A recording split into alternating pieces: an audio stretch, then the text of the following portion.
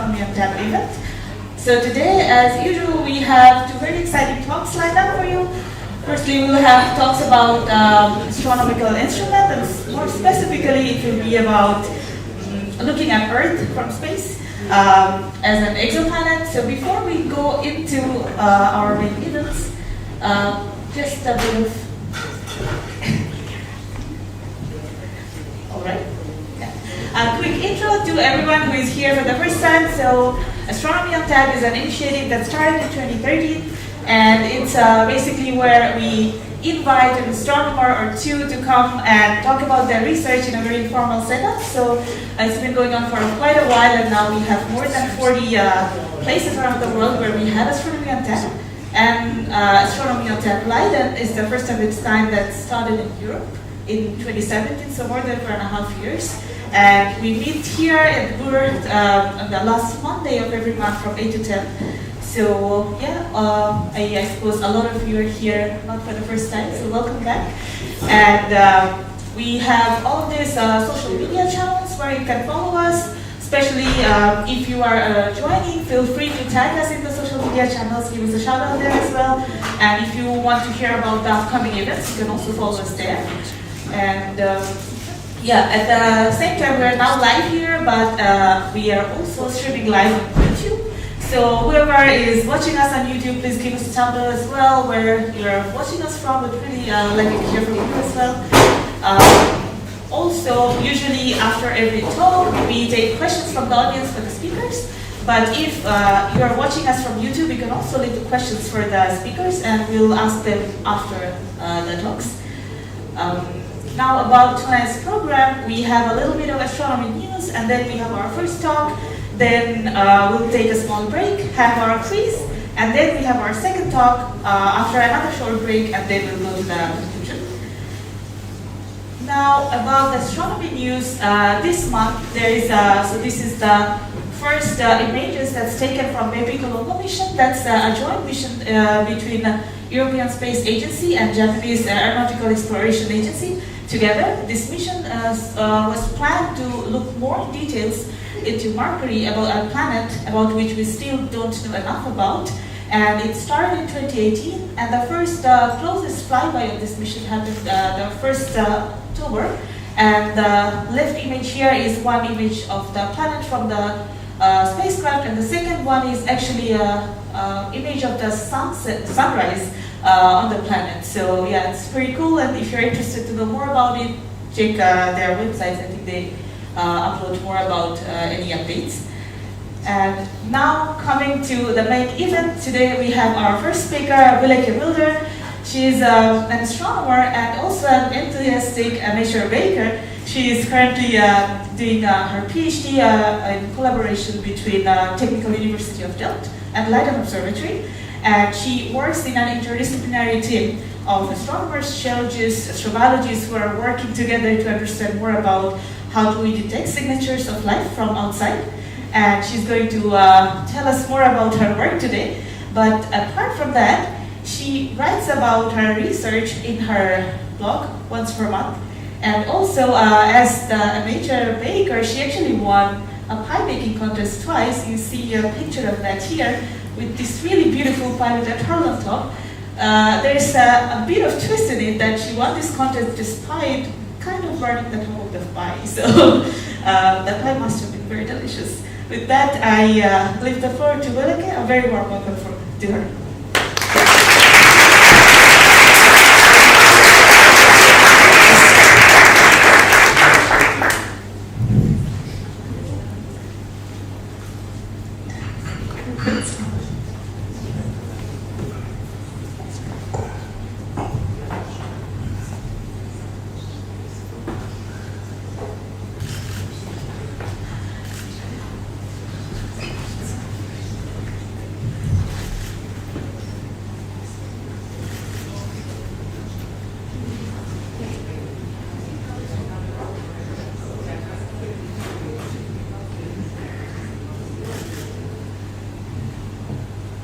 Super. Hello, welcome everyone. And I'm very excited to tell you more about my research.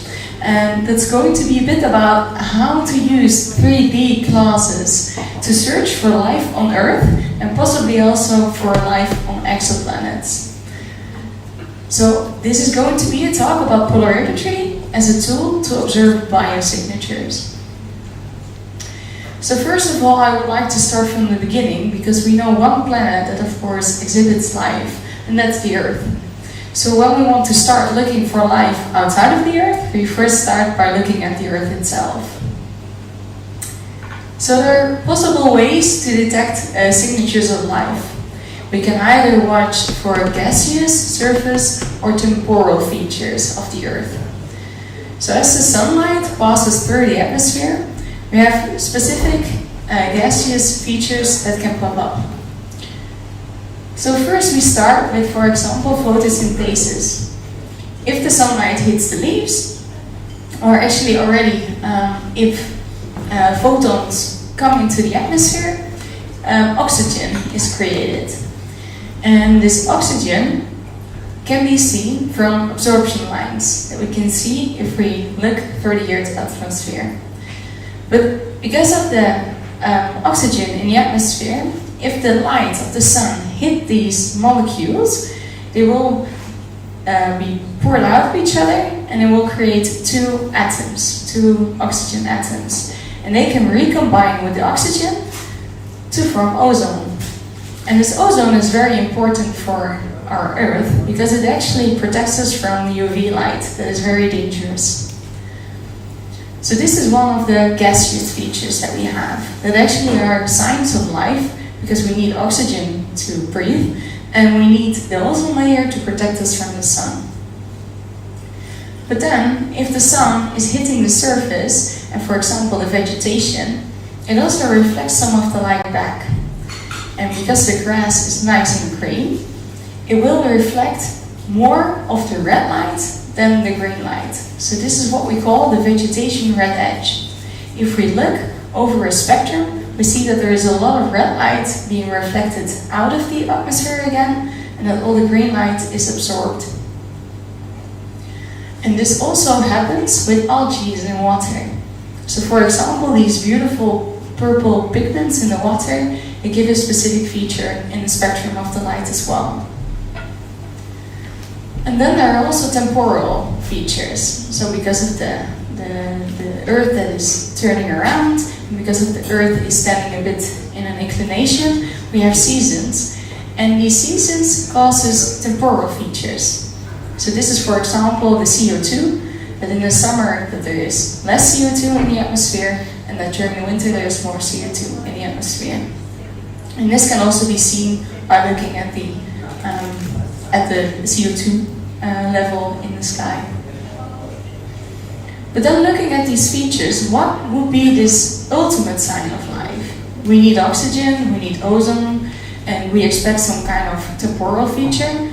But what is this sign that if we see it, we know that there is life as we know?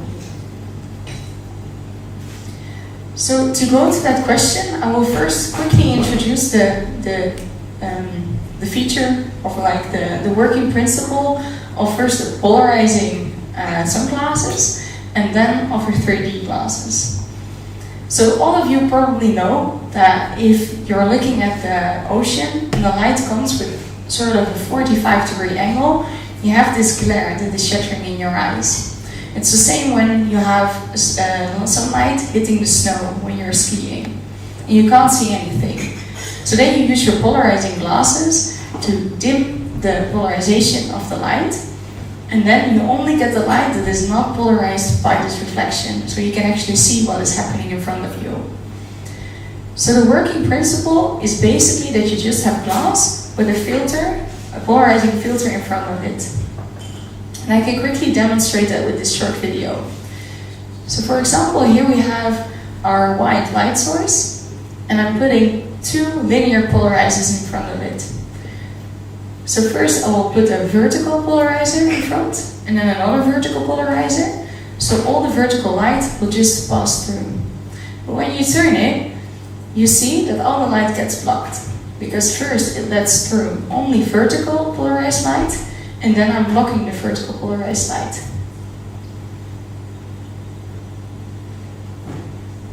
So the principle of these polarizing sunglasses is that they block the horizontal polarized light from our side of view.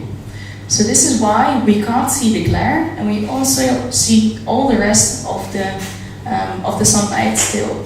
So we can actually see what's happening without the annoying glare. A 3D glass does something similar. It has one of the glasses that is horizontally polarized and one of the glasses that is vertically polarized. But now I'm going a bit too fast, because it's not exactly like this. This would mean that if you have, for example, you're watching a video in the cinema, and you would slightly tilt your head, that you would constantly see different parts of the movie.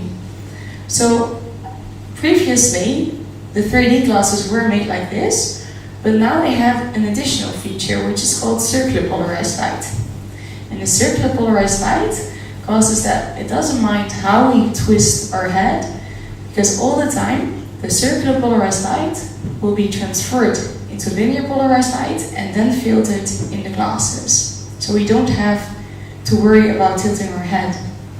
But how does this work, this circular polarization? Well, in our 3D glasses is a sheet of birefringent material. And this is a bit of a strange word. I will make it into 2 words. Birefringence basically just means transmission.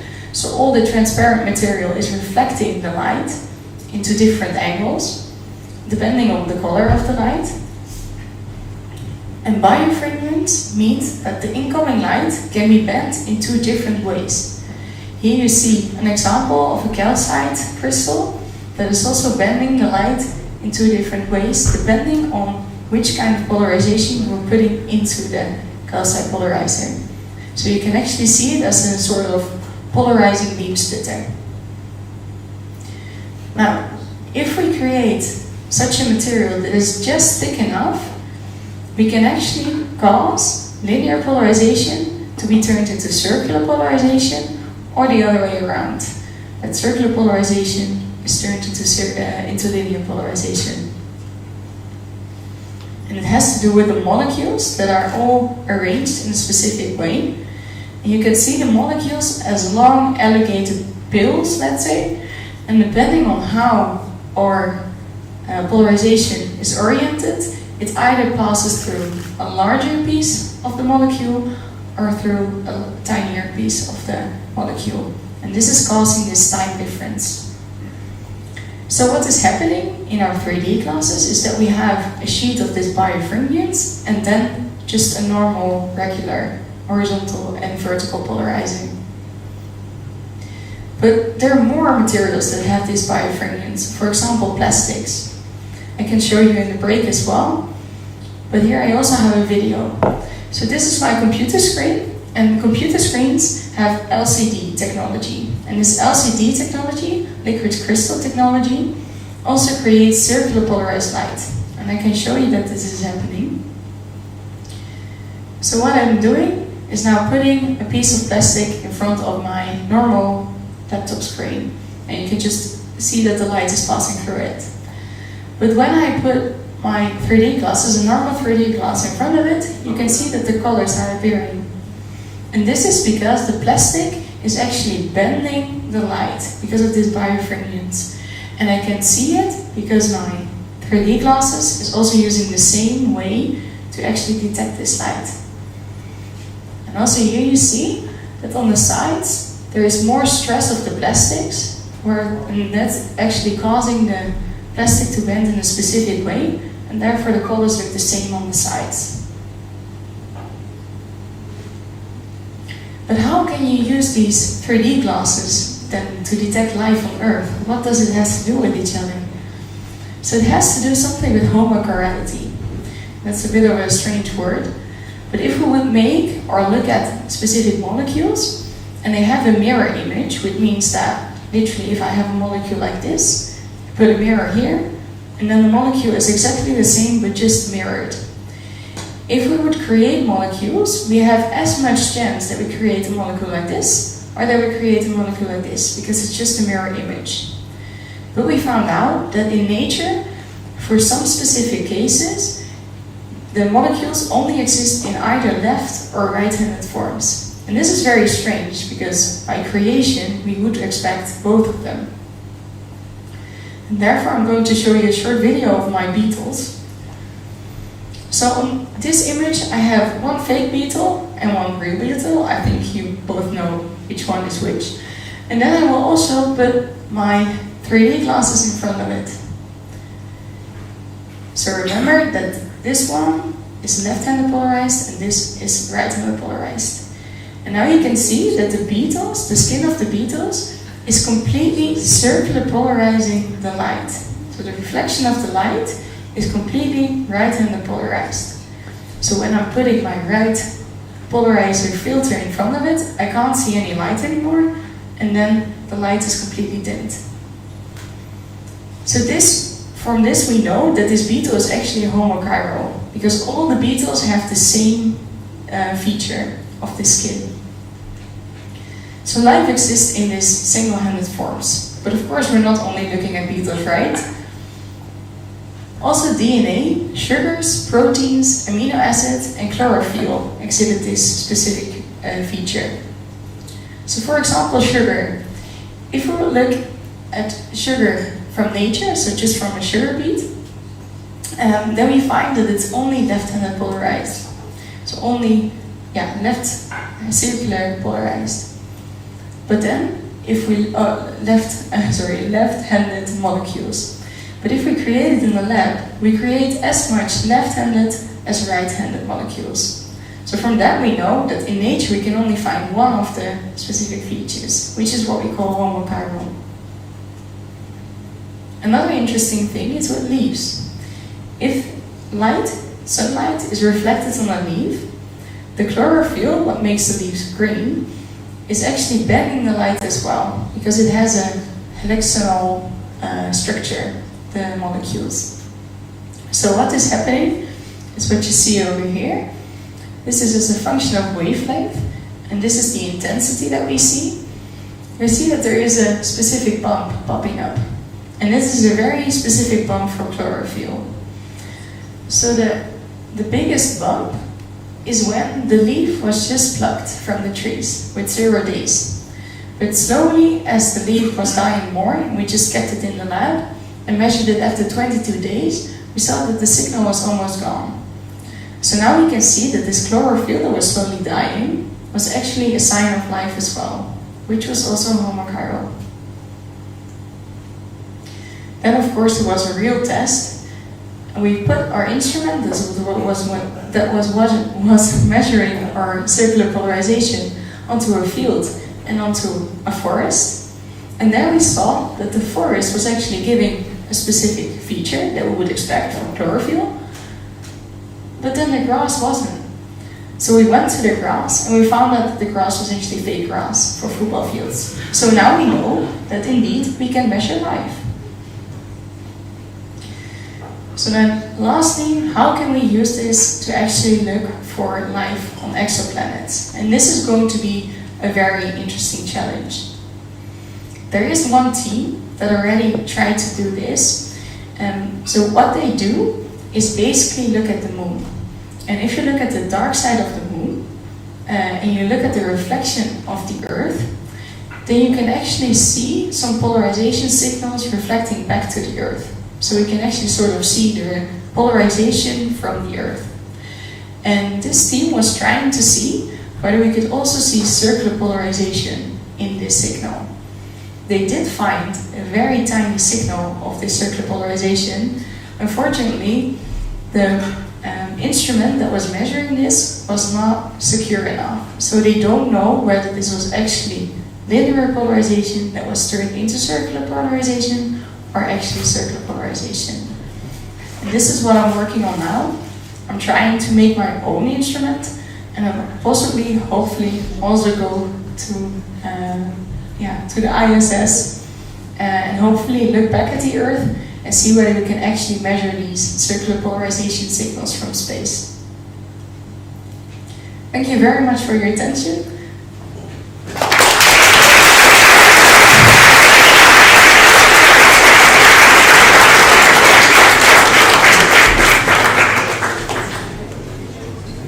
Thank you for the great talk. If any of you have any questions, please you can ask Willeke now. And yeah, you have to please speak a bit loudly so that Question: what molecules will you look for preferably?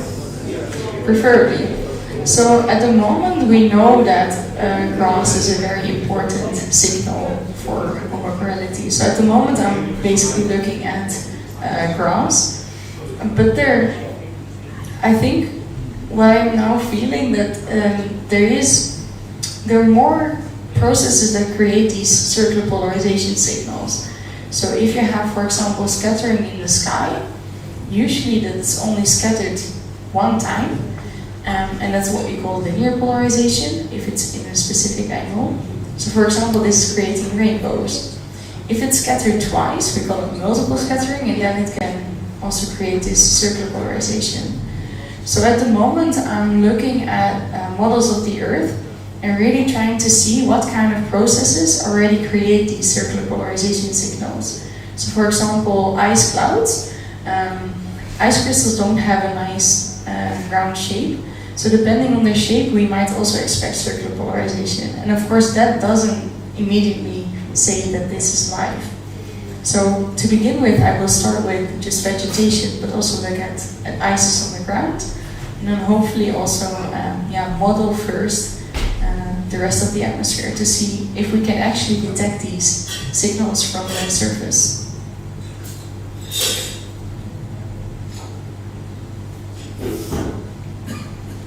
yeah, that's first. Yeah. I have a question. So when you look at life on Earth with the circular polarizing glasses, lenses, etc., you're looking at light that is coming from the light, but that is been reflected from the sun through the atmosphere and everything like that. If you were to use the same method and look at an exoplanet, that would probably have a different atmosphere and a different star. Would then your instrument need to be tuned, to that particular kind of environment? Yes. And it's a very complicated process. Indeed, the first thing that we want to do is actually already measure this for the Earth, because circular polarization at the moment is not a very popular subject. I mean, everybody knows that it's a nice way to detect this unambiguous sign of life, but it's very hard in a technical aspect, because linear polarization is much stronger by nature. For example, this leaf, only 0.1% of the light was circular polarization, but there's still like a huge axis of linear polarization. So first it will be actually detecting it on Earth, hopefully, and then seeing whether we can actually detect it on light outside of Earth. But I think a predecessor of me already said something like they need an AoT in space to detect this on exoplanets, so that's pretty huge. There was a question from first row. Birefringent materials sometimes have a wavelength dependency. You have to take this into account at all for your measuring device. Yes.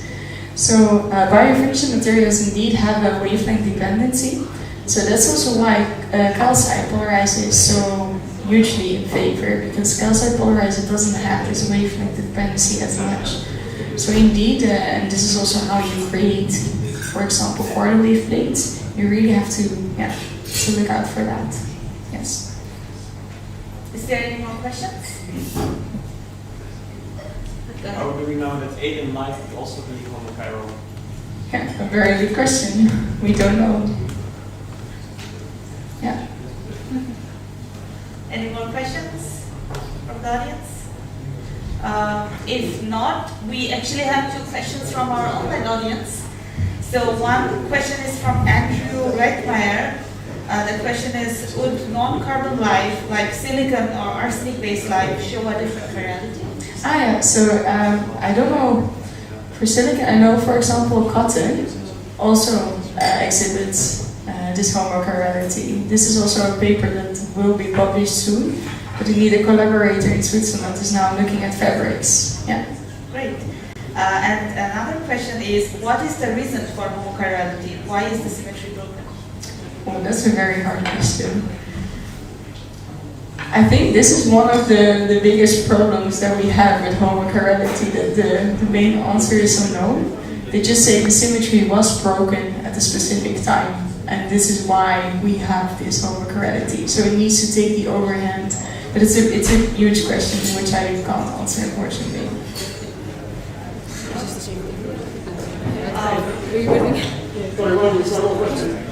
The fact that all the life has this type of polarization, does it mean that all life comes from a single source that created this type of polarization to be homogeneous in all of the life? I think it's more like what they say, that the symmetry is broken. So as soon as one of the handedness takes over, it's more easy to produce the same kind of molecules. So it's not, but that's my feeling, my gut feeling in a sense. I don't think that, for example, we have a meteorite smashing into the Earth but only bringing one type of molecules. I think it's that it was broken for some reason, which we don't know yet. Yeah, that's a very good question, very interesting. Yeah. Okay, maybe we take one more question before the break. Yeah. As an archaeologist, I'd be interested to find out if any of this light theory has been tested on fossils, and to see if anything has remained of the homochirality, or if whether the animal, for example, would have been deceased if all of this light is no longer visible. That's also a very interesting question. I don't know exactly, and so I do know, for example, that my beetle, although it's dead, it still has this homochirality in a sense. So I think the answer is yes, it can be. I don't know. So it can also prove former life. Former life. As in deceased life, fossils. Right? Because the beetle is deceased. Yes. I wouldn't know. Thank you for your questions. Excellent discussion topics coming out. I'm sure you can take it to the break for more discussions. Now we'll have a small break before we go on to the quiz. So let's thank Willeke once again.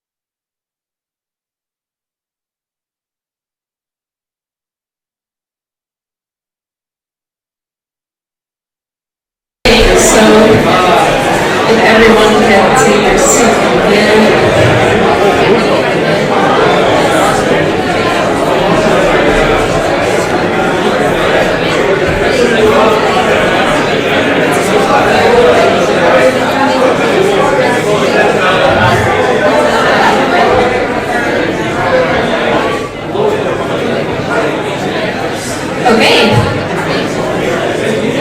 So I hope you guys are ready for a competitive game because we have a lot of players tonight. We're going to use our Mentimeter again. So if everyone could grab their phone, go to menti.com and use this code here on the top.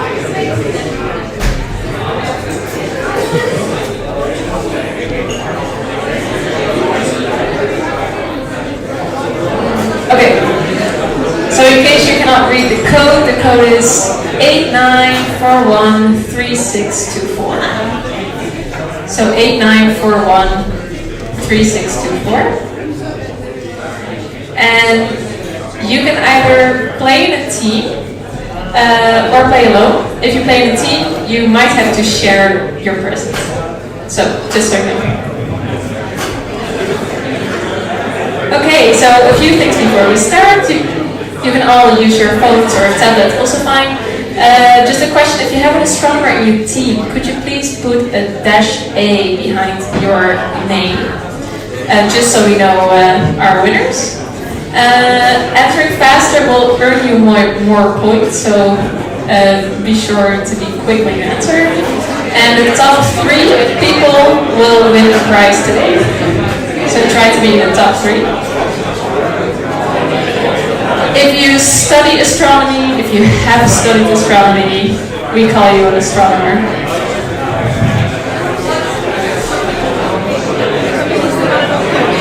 Sorry.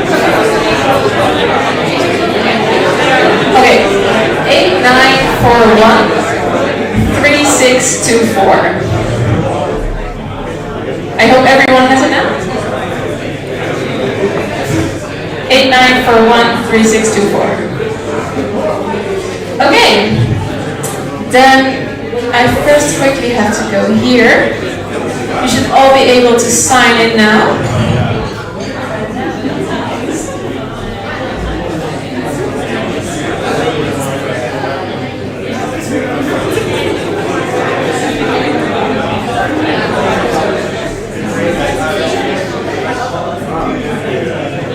Yeah, everyone is here? If you still need 1 second, then please put up your hands. Okay, waiting 1 more second.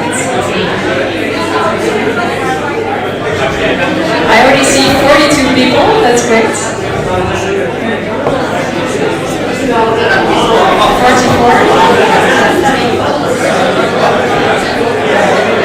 Okay guys, we're going to start. So this first game is about polarization of light. So I hope you all paid attention to the previous talk, because that's going to help you tremendously.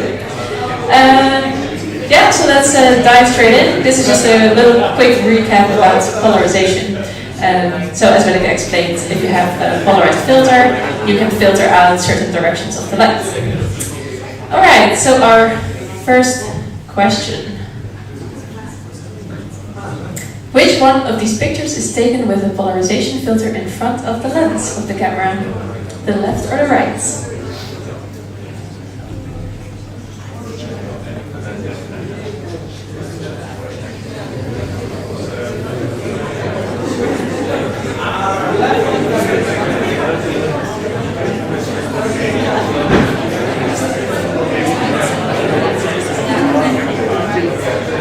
Five more seconds.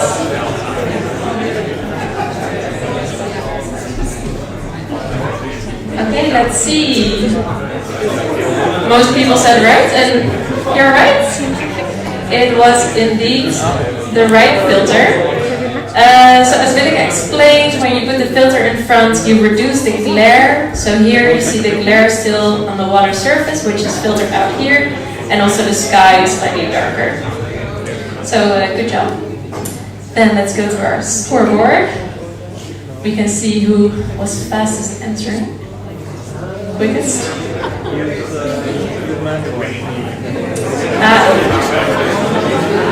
All right. Next question. If you hold down, then it's the aperture. The look-down fish uses polarized light to make themselves invisible to predators. How? Do they employ specialized skin cells that reflect polarized light? Do they employ specialized skin cells that absorb polarized light? Do they employ specialized skin cells that emit polarized light? Or they live only in areas where there is no polarized light?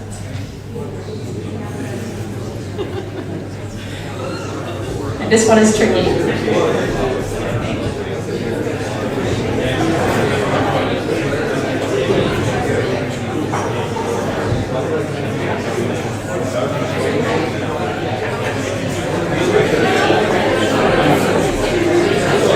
5 more seconds, answer quickly.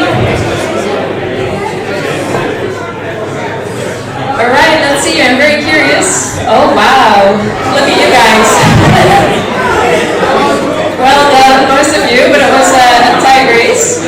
Yeah, it's indeed, they reflect the polarized light, and that's how they make themselves invisible. And that's because the ocean is polarized, by the way. Right, some changes in the scoreboard. Well done, Andrew. Then the next question. Which combination of elements can create this picture? Is it white light and 2 linear polarizers, white light, 1 linear polarizer, and 3D glasses? All an LCD screen and 3D glasses are all options on the left.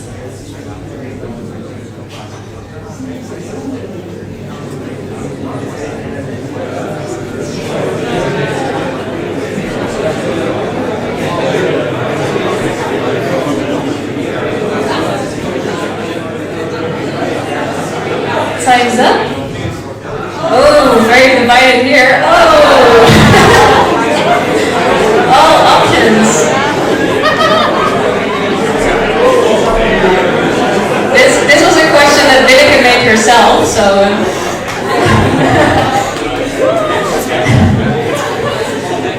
Alright.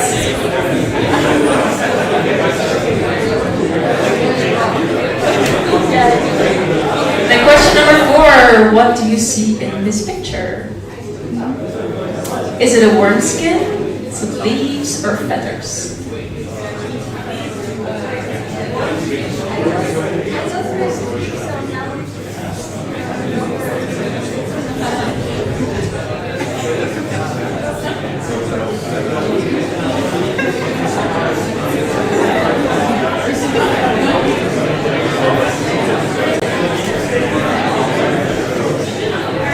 Final seconds? Yes, well done. It was indeed the leaves. So as you can remember from Willeke's talk, oh, it's not here. The alive material will actually polarize the light, in this case the vines in the leaf, which is why we do not see any of the surrounding light, we only see the leaves here. Alright, then, back to the leaderboards. Still very close. Alright. Then question number 5. Which photo shows polarized light coming from the Crab Nebula? A, B, C, or D?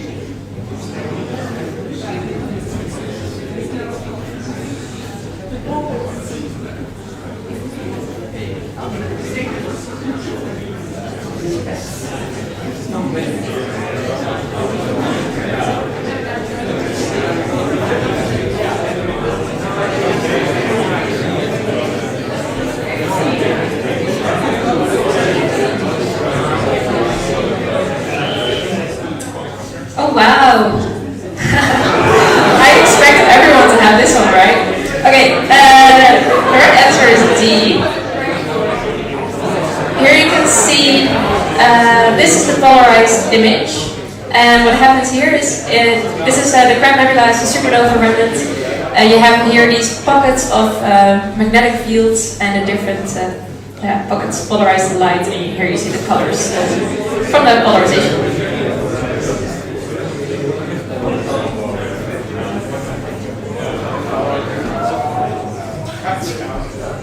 We see leaderboard going. I love how the first three are not pushed away. I'm sorry, guys. Okay.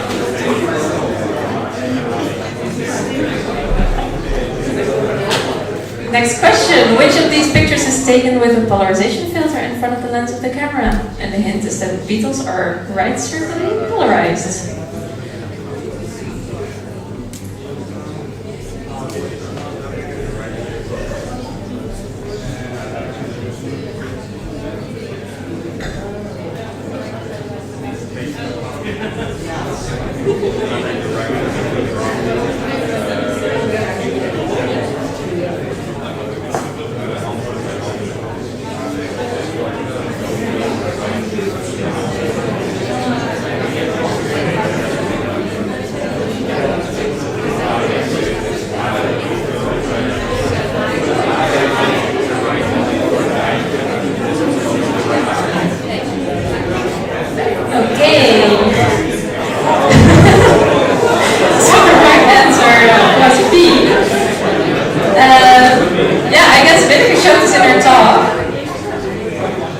So here, this beetle is the one with the right polarized filter, and then you can see that it turns black.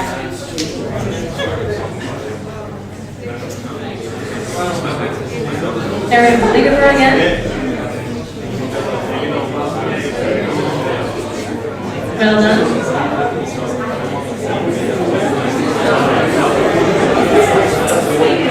This is the final question of the polarization quiz.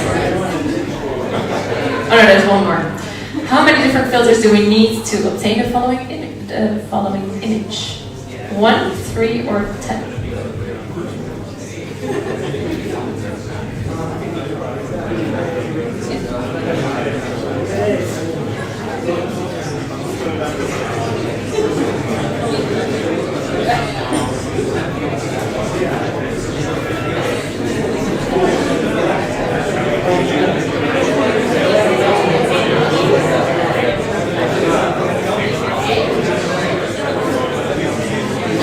Nice. Most people are right. There's 3 filters indeed. So again, here we see a nebula, and that's maybe a little bit of a trick question, but you can see that this is made up of 3 different colors. This image. Then the final question for this polarization game is coming after the scoreboards.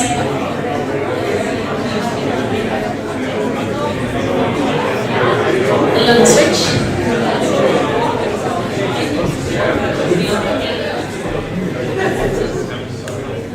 Which part of the butterfly's wings is reflecting polarized light? Is it the white patches, the bluish black area, or it's not polarized anywhere?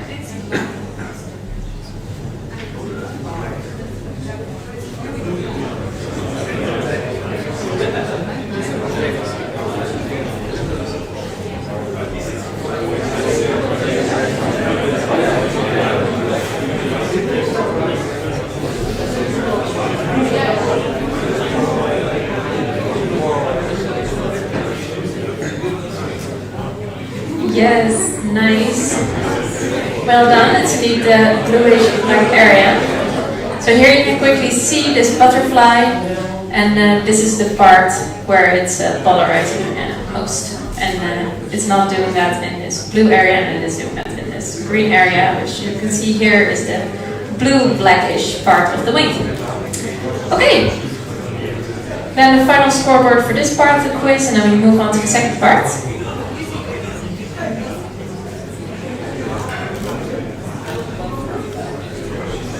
Okay, still very close, but anything can happen still. So the next quiz is going to be Instrumentation Trivia. How much do you know about astronomical instrumentation? So the first question.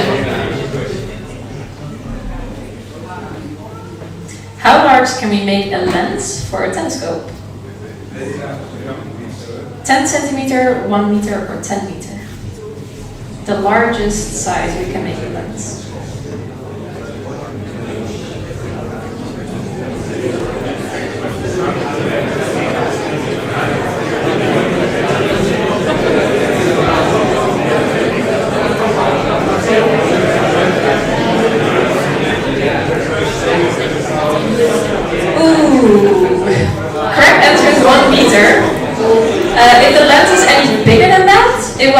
start deforming by its own gravity. So we cannot make a lens larger than 1 meter, which is actually the reason that all modern telescopes do not have lenses, they have mirrors.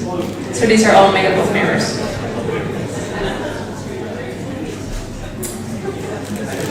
Then scoreboard again.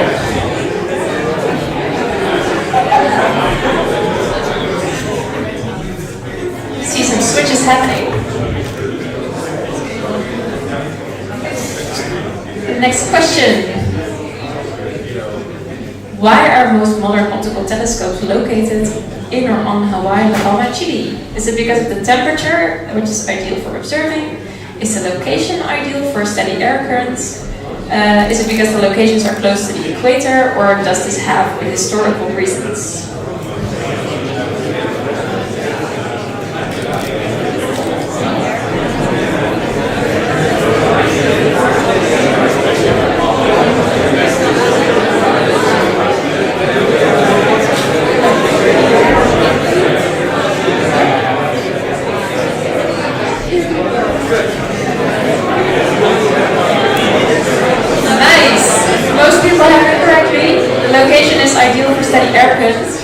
So you can see here on the map the 3 locations, and you can see that to the west of these locations you have a nice patch of ocean, and because of the rotation of the Earth, it means that the air will be steady onto the ocean, and when it comes to the observatory we will not have as much turbulence.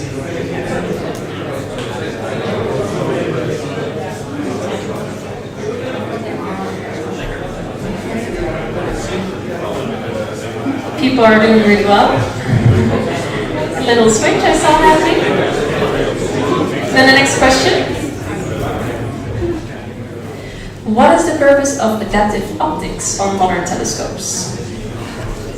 Does this reduce distortions from the atmosphere by deforming the mirror? Does this increase the possible wavelength coverage? Or does this reduce the noise from, for example, cosmic rays?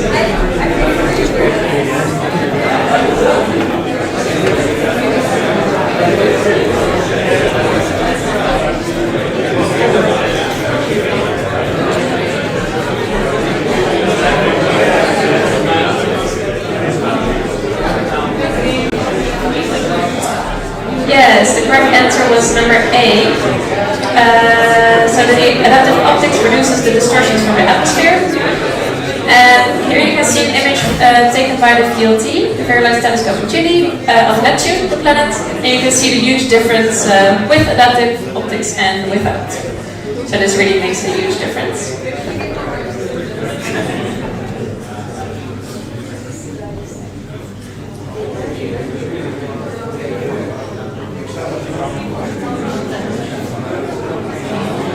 Nice. Study scoreboard. Question number 12. At which distance is the Hubble Space Telescope? Is it A, B, or C?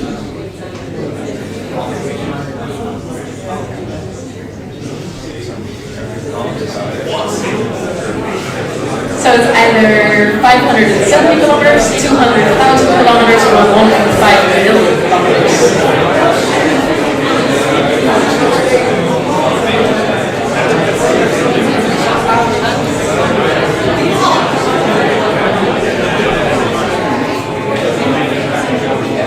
The time is up, and the correct answer was A.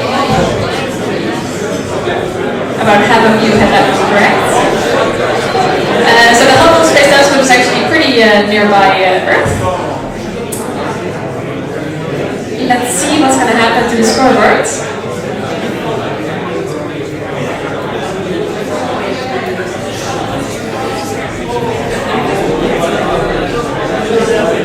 And then our next question is related to the previous question, which is at which distance will the James Webb Space Telescope be? A, B, or C?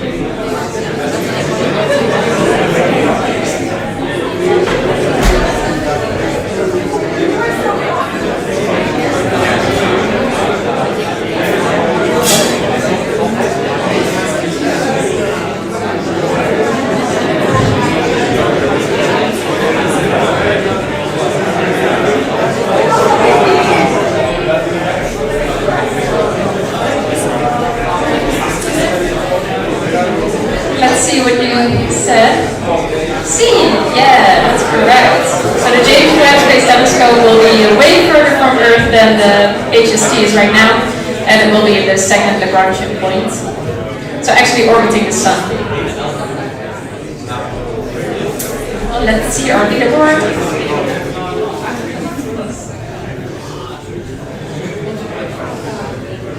That must hurt for the Beatles. Oh, we're getting there. Question number 14. The electronic detector that amplifies and converts the radio signals collected at each ALMA antenna must be kept at room temperature, minus 172 degrees, or minus 269 degrees Celsius. So for who doesn't know, ALMA is a radio telescope in Chile.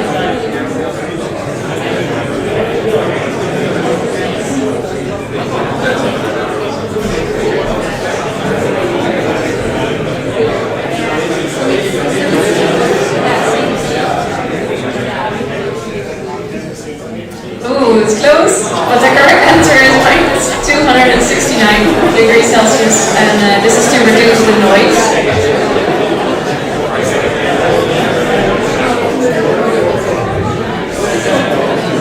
Oh, I see the top is going to change a bit. Yeah.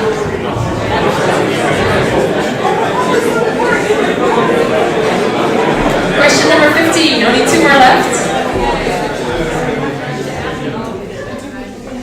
The 66 radio antennae of ALMA are the equivalent of a single dish of how many meters? 4,000, 10,000, or 14,000?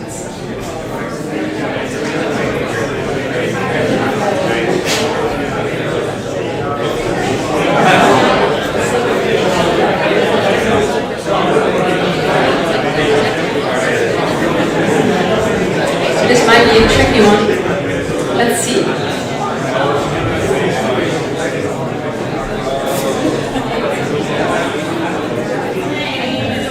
Ooh, pretty divided again here. Correct answer was 14,000. So this is the longest baseline for now.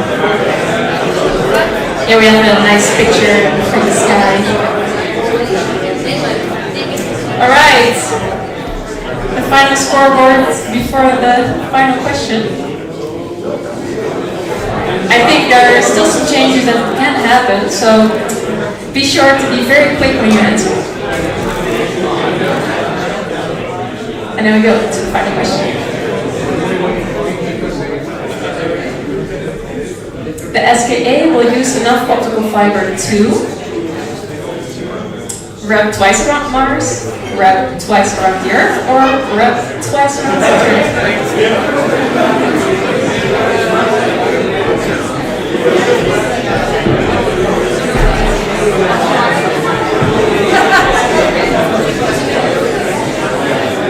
So the SKA is a radio telescope which will be located in South Africa and Australia. And the right answer was wrapped twice around the Earth. That was very exciting. Let's see who our winners are going to be. Oh, there we go. So our winner is a video. And then we have the LOFAR 1A and the Apache. So can we give them an applause and they can come up here to collect the prize.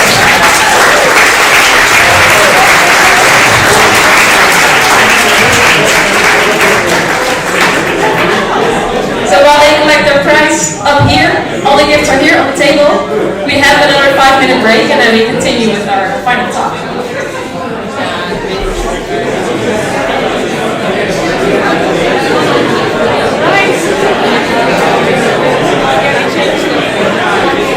Because it's more fun. Because the first time you Right, thank you.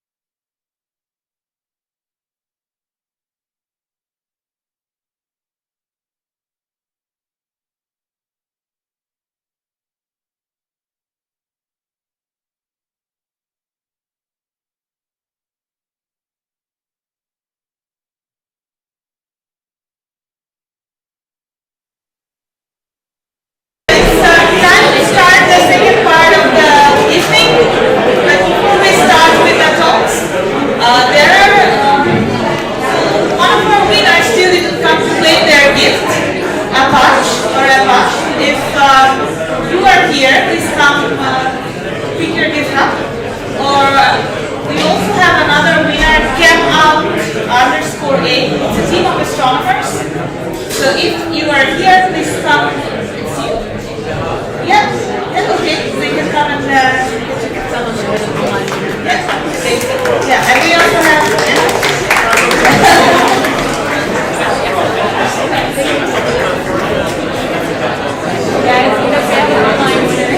So we have an online winner who cannot come and get their tickets. So, yes. Okay, so the other team that did not come to bring their gift, if you are here, please come take your gift by the end of tonight.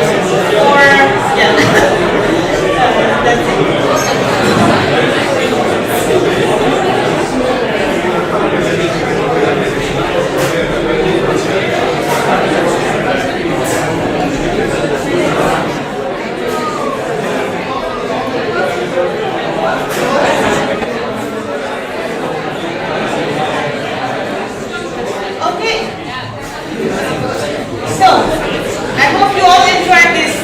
Really fun games. Have fun with deciding which lamps are polarized and answering the trivia questions and have a break. So now we have our second speaker of the day, Dora Klindžić, and she is a physicist and a PhD candidate working in between Leiden and Technical University of Delft. She is working on the design and management of a mission called Lunar. It stands for Lunar Observatory for Unresolved Polarimetry of the Earth. And it's with this mission, she's going to work on detecting signatures for life of exoplanets. That's based on Earth. It's going to start with the Earth. But she's going to tell us more about this mission. But apart from working on science, she's also a professional science fiction writer. So with several published work and several reviews. And here you can see a picture of the Clarksburg magazine in this issue. She was one of the published writers here. So with that, I give the floor to Dora. Please give her a hand of applause.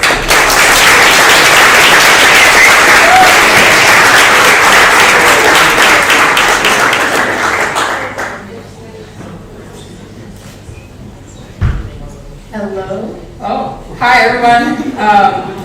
Good to see you're all warmed up. Thank you all for coming. It's really nice to be doing this in person again. May I start? All right. So, well, not that fast. So, like they mentioned, my project is Loop. This is what I'm here to talk to you about. It's my PhD project. I'm going to tell you about how we can use spectral polarimetry to search for extraterrestrial life. So I'm going to sort of build on Willike's topic because we're in the same group, so we're really similar stuff. So right now we know of about 4,000 different exoplanets, but it's really difficult to find exoplanets that are Earth-sized because of our detection methods. And what's more, we're not able to actually directly see these exoplanets. We're able to detect them by their gravitational pull or maybe the way that the starlight transmits through their atmospheres, but we cannot actually see them as a little dot separate from the star. This is what the next generation of space telescopes wants to do. So maybe in 10 years, fingers crossed that it won't be longer than that, we would have telescopes like HABEX and LUVOIR, which the goal of whom is to make pictures of exoplanets, which are kind of like this simulation. Like you would be able to see the central star, and you would be able to actually see the exoplanet as a little tiny dot. So you might say, okay, well, if I'm seeing another exoplanet, but it's just a tiny single pixel on my detector, that's not very cool. And I'd have to agree with you there. So we want to be able to tell what's on these planets, and if they are just a tiny pixel on our detector, then how the hell are we going to do that? So right now we cannot resolve any other planet the way that we can, for instance, take a picture of Jupiter and see its entire disk with a big red dot and everything. But even if we cannot see them with our own eyes, is there a way to actually tell whether there's life on them from this one single pixel? This is what my project is about. And what we propose as a solution to this is the Lunar Observatory for Unresolved Polarimetry of the Earth, which I'm not saying again, I'm just saying loop. Basically the idea is, there's only, as Willeke mentioned, there's only one planet that we know harbors life, and that's the Earth. So we want to use Earth as our benchmark in our quest for life. basically by asking ourselves, how does an observer from another planet see Earth? And can this observer detect life on our planet? And what methods would that observer use? If we answer these questions, we can also apply this to observing other worlds. So in a way, it's using the moon as the ultimate selfie stick. Basically, if we put a detector on the moon, which we, as I will explain, is like sufficiently far away to pretend that we're an alien looking at the Earth, we can actually do some science, and we can pretend that we don't know anything about the Earth. And what if it was just like this small little pale blue dot that we're looking at from afar? Can we tell that there's life on it? So, as an example, I propose we do a scientific experiment right now. So, this is our selfie. Thank you. So, if my arm were really, really, really long and it reached all the way to the moon, what would be the advantages of that? Well, first of all, it would be far away enough that you can see the entire Earth as an exoplanet. The Earth is always visible because, as you know, from the near side of the moon, you always see the same face of the moon, which means that also from the near side of the moon, you can always see the Earth. All phase angles are observable, and by phase angles, we mean stuff like when you look at the moon, you have a full moon, a crescent, a waning, waxing moon. Those are phases. In the same way, when you look at the Earth from the moon, sometimes it's full, sometimes it's like a crescent. So we can see all the phases, and we can also see how it rotates during the day. So it's really, you're getting that view of the Earth as if you were an alien, basically. And the unique thing that we want to apply to this detector that we want to send to the moon is polarimetry, which is what it's all about today. So again, I'm going to explain polarimetry in a simple way. So as you know, we say that light is a transversal wave, which means that it has a plane in which it vibrates. And the way you can think about it is like if you took a rope and you shook it like this, there will be a wave which will travel in this direction, or if you shake it horizontally, the wave will travel in this direction. So these we could call two polarizations of this wave. So polarization is nothing but the direction of vibration, or the plane of vibration. And in the same way, you could make circularly polarized light by just like spinning the rope around. So that's what you do when you're jumping rope. So in my case, in my instrument, because we mentioned circular polarization very, very faint, very weak, sub 1%, my instrument actually neglects it a little bit and leaves it to Willeke to do her version of the instrument. So in my case, Loop will actually focus on linear polarization. And it turns out that if you measure the polarization of a planet, the linear polarization, you can actually detect atmospheric constituents, clouds, and surface features like vegetation, water, ice, snow, and deserts. So as Willeke already mentioned, a lot of biosignatures are visible in polarization, and also if you think about it, light gets polarized by reflecting off of different surfaces. So whatever surfaces are present on this planet, when light is reflected off them, it contains the information of the properties of that surface. So even in theory, our simulations show that even if we sum up all these signals, condense them into one pixel, we can still tell what surfaces this light has reflected from. And not a lot of people use polarimetry because it's, as Willeke mentioned, it's complicated mathematically, it's complicated to measure, and it wasn't a popular method. Usually people are just counting photons, they're doing spectrometry. Polarimetry is also looking the directions in which the photons are polarized.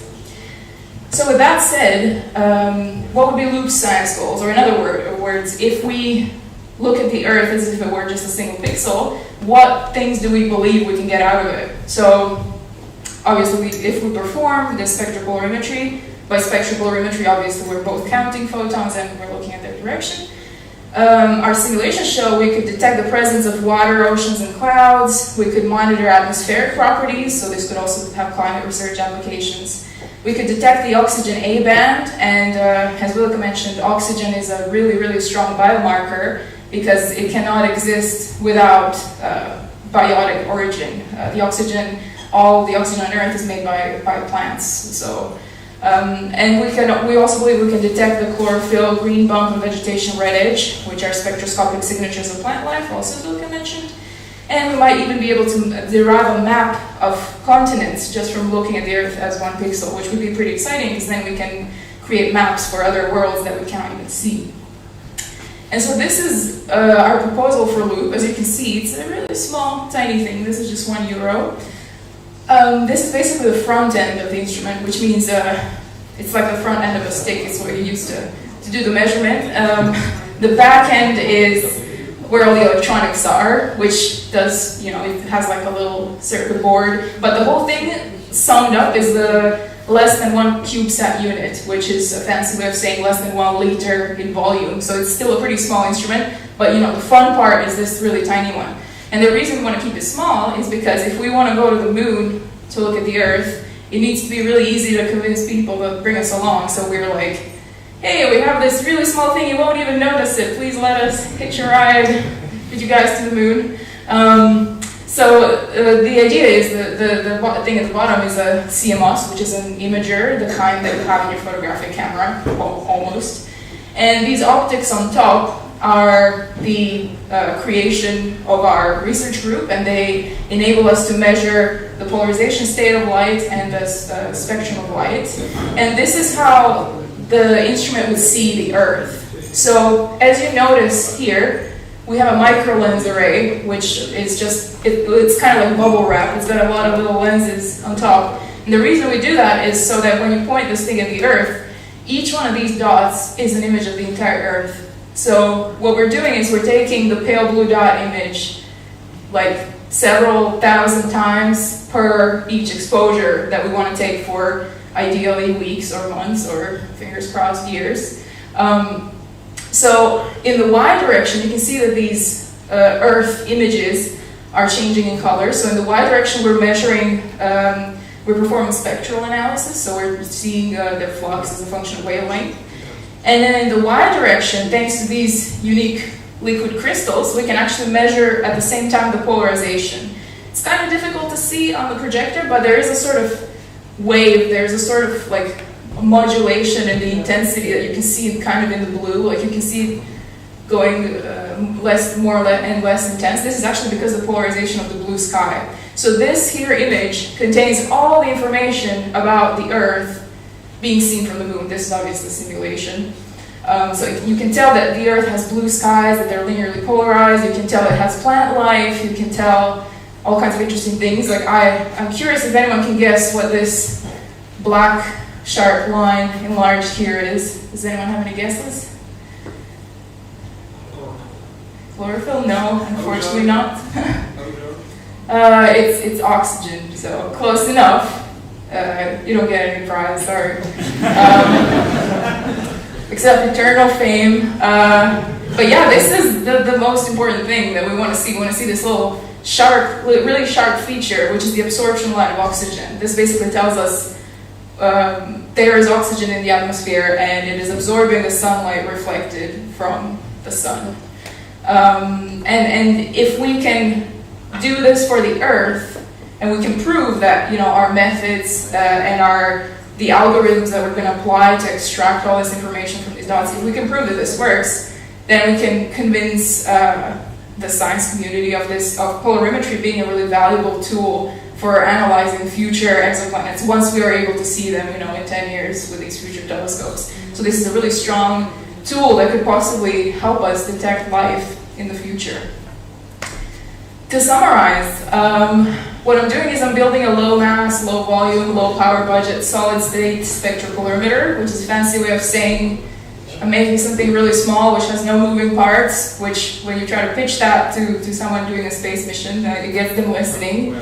It's adaptable to different platforms, so this means we could attach Loop to a lander or a rover or even an orbiter. As long as the Earth is in the sky, we can make it work. The goal is to observe the Earth as if it were an exoplanet, so we're pretending we don't know anything about it, we're just looking at it as a single dot. And we want it to aid the search for extraterrestrial life. So the same methods and algorithms that we will confirm and develop by looking at the Earth as if we were aliens, we can apply to then looking at other worlds and being able to tell with certainty that we can detect life on them. So the proof of concept version I'm currently working on, this is something that's going to work in the laboratory, hopefully over the next year. And our first flight qualified model could be at the end of 2023. This means that will be the version of the instrument that could actually fly and attach to a different space mission. So we're open for collaboration opportunities if there's any ESA people here. I know there's one at least. If you're going to the moon, please hit me up, let me know. I got something for you to bring, it's on the way for you. So we've had interested parties already from some cool space agencies that I can't name because of confidentiality. So there's definitely, it's a nice accessory if you're already going there because we don't need a lot of your resources, but we'll do some cool science. I wrote a paper published in the Royal Society which talks at length about the basics of polarimetry for exoplanets and the stuff that we want to look at, the stuff we can't look at, and what we want to do and why you should send us to the moon in case any of you are going, which I keep saying. So check out the paper, and thank you so much for listening. I'll post a selfie on Twitter. And thanks a lot if you have questions.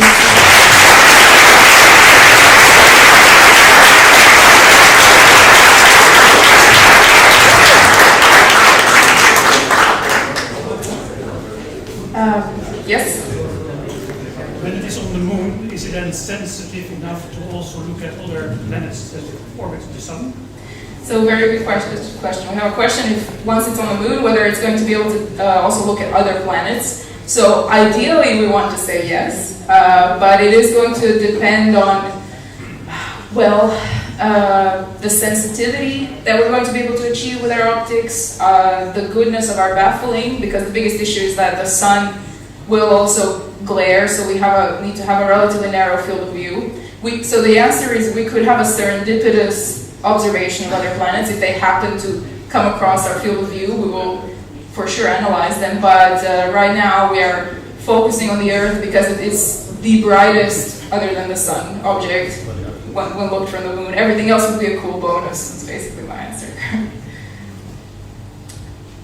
Yes? You mentioned that you would maybe scan continents on Earth.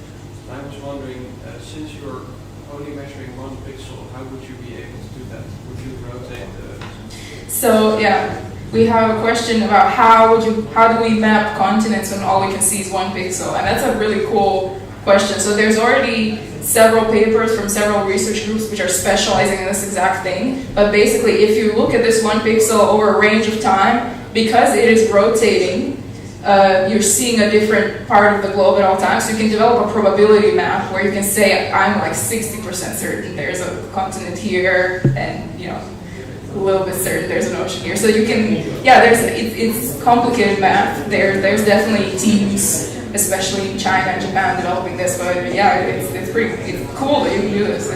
I can't tell you how. Anybody else? Yes? So what wavelengths will you be observing with the... What wavelengths? We'll be observing from 400 nanometers to 1,000. And in this range we get, because we want to get like water absorption bands, we want to get the vegetation signatures, we want to get oxygen, we want to get Rayleigh scattering, so all of it. Yeah. Yes?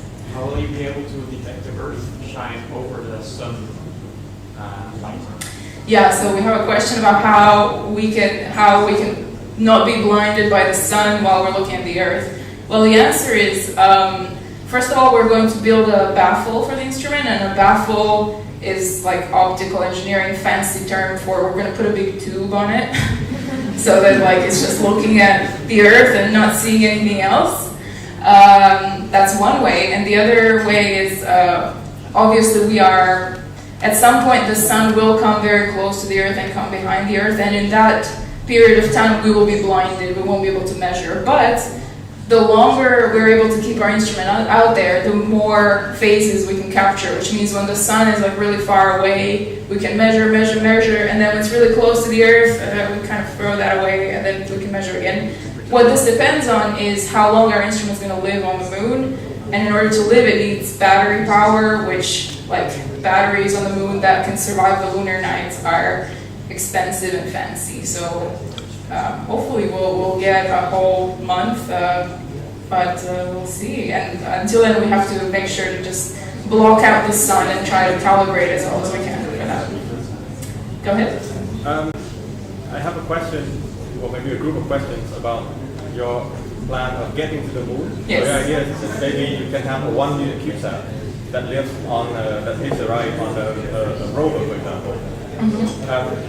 But it sounds to me like for a 1 unit CubeSat, that seems to be a lot of work because, for example, you don't know that your lens with a huge baffle is going to be pointing at Earth. The rover could be pointing at any random thing, so you need something to control that. You need energy for the sensor, and you need to have some power budget to send it back to Earth, unless you want to also use the bandwidth of the rover. Yeah, you know what you're talking about, right? No, I'm just curious if you want to also share these things with the rover in that case. Yes. Then if it's the bandwidth, why not the power as well? Yeah. So we are actually developing this prototype with versatility in mind. So right now we're developing it accounting for different scenarios. So it could be a rover or a lander or an orbiter. So we're developing the optics, but we're also coming up with solutions for what if we need mechanical pointing, or what if we need a moving baffle versus passive baffling versus just data-driven calibrations. So to answer your question, we are very open to satisfying whatever platform capabilities we're going to need. So for instance, we've had a few interested parties come to us and say, okay, we can offer you, for instance, pointing, but we need for you to work on your back-end, the way it transmits data to the central computer, etc. And we are able to be flexible with all this stuff. So we're really, right now we're focusing on the optics and on the imager. When it comes to how whether we're going to need to add additional pointing or additional baffling or additional complexity, we can build that once we know who for sure wants to take us to the moon. So we are very open, and yes, we have also talked to people about rovers, in which case they were also willing to consider the rover just doing a maneuver once a day where it will just turn itself toward the Earth, let us take one picture and then move on. That's also an option. Or, we are totally able to add any kind of pointing needed to this. So it's, we're very flexible. Well, just anyone, please take us. Just not Jeff Bezos, though. No. Yes? So, why would you go for the battery and not for solar panels? Yeah, so this is going to depend on the platform. So it's going to depend, the power supply is going to depend on who takes us. The little CubeSat, it will not have its own power, but the good thing is the good thing is it only needs to power itself on to take one picture and then turn itself off, like once an hour, or if it's a problem, it can be a little less. So we are not really thinking of our own power solutions because we know we're going to be on top of a bigger platform, like a bigger lander or rover, and that they're going to have their own power budget, their own solution. So we're just going to plug it in there. Anyone else? Yes? Why do you wait for not the ISS? Great question. Why the moon and not the ISS? So the ISS is too close. Because if we were to put this instrument in low Earth orbit, we would only at any moment see just a portion of the Earth. So in that case, when you add a sum of all these little mosaic images of the Earth, it doesn't add up to a disk integrated image like you would get from really far away. So the real answer is the least that we can settle for is a geostationary orbit, but then you only see one hemisphere at all times, so it's like we don't get all the data that we could. So ideally, the moon is far away, and you also get to see the complete data set. Yeah. Great. Is there any more questions from the audience? If not, we actually have some questions from the online audience again. Great. So the first question, I think you already answered to some extent, like when and how are you getting this equipment onto the moon? Well, I would love to know that myself. Whenever we manage to get a contract with interested parties, and we're discussing options. There's people who want to do it, but also space missions take a lot of time, so this might be a lengthy process. Yeah, thank you. And we have another question that's, would you be able to measure changes in seasonality as potential life forms adapt to regular orbital positions of an exoplanet around the star? Yes, so seasonal observations are something we want to do as well.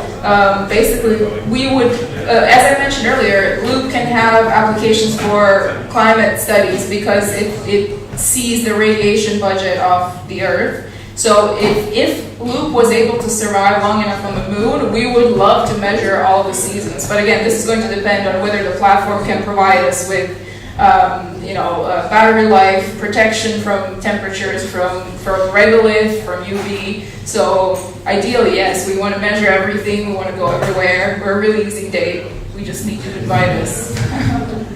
Great. So thank you. Is there any more questions? If you still have, Dora is still here, so Yes. you can continue the discussion. But let's thank Dora again for this amazing job.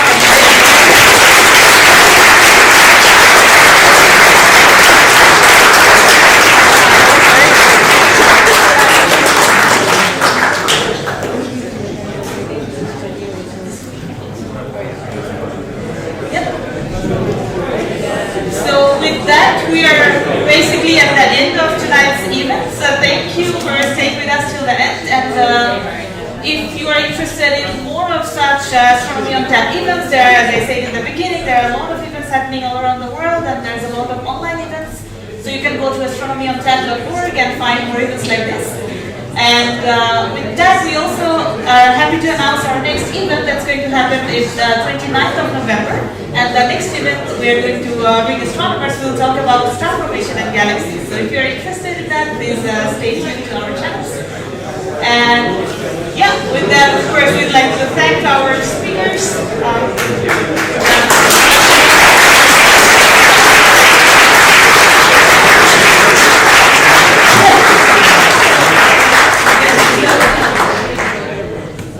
We hope to make use of this again. And last but not the least, a big thank you to our entire team. Some of us are here tonight, but of course there's more of us who make these all things happen. And of course, a big thank you to all of our audience. Thank you, and we hope to see you next month. Thank you very much.